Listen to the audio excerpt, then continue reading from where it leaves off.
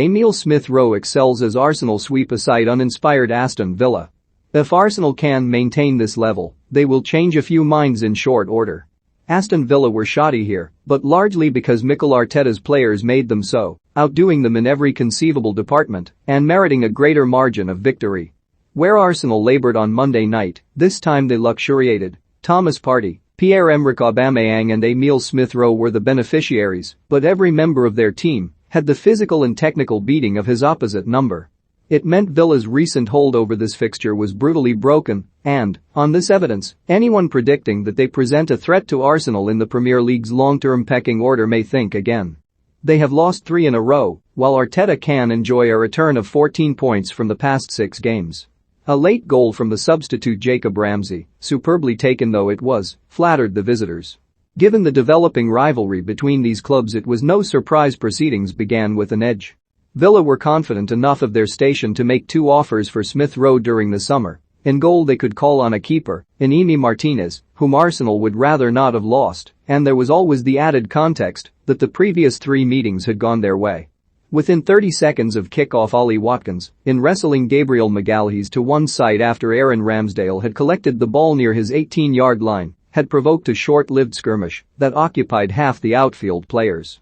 He was booked and the atmosphere, already spiky, ramped up a notch.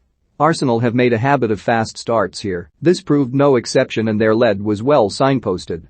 Alexander Lacazette had saved them from defeat against Crystal Palace on Monday and was rewarded with his first top-flight start of the season, floating around the number 10 position in support of Aubameyang.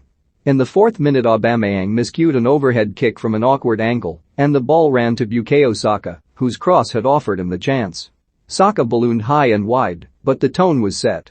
Nuno Tavares, beginning a Premier League game for the first time due to Kieran Tierney's bruised ankle, then galloped into the box but let his rawness show by blazing over. Arsenal kept coming and Martinez, falling to the floor under scant pressure as a high ball dropped near him, was fortunate to see Smith Rowe's pillar-driver blocked. Villa could not handle Arsenal's tempo, and set pieces were providing a similar ordeal.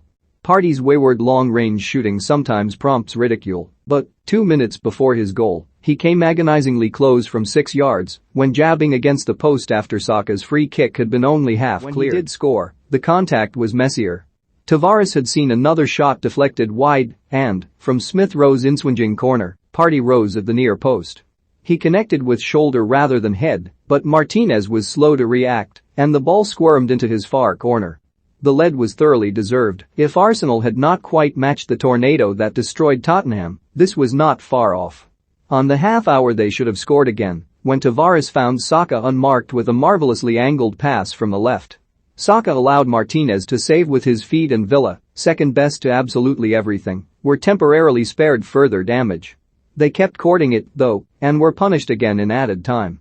The ball went out for a throw-in, with Craig Pawson ready to blow his whistle, but VAR had been studying a challenge by Matt Targett on Lacazette that had the crowd screaming for a penalty while play was waved on. Upon review at his touchline monitor, Pawson correctly ruled Targett had gone through his opponent to take the ball. The half had life in it yet, while Martinez parried Aubameyang's spot kick, he was helpless in the face of an emphatically converted rebound.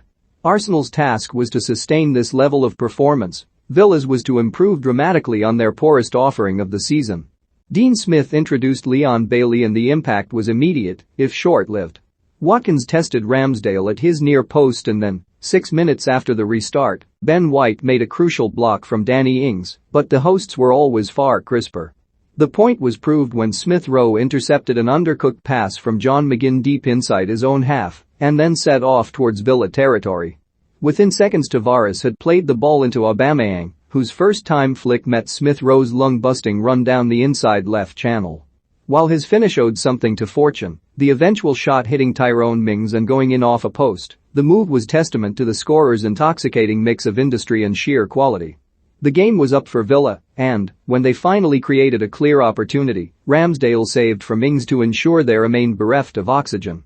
Aubameyang demanded a flying save of Martinez and Arsenal looked more likely to find a fourth before, from nowhere, Ramsey curled in precisely. It did little to alter either side's night.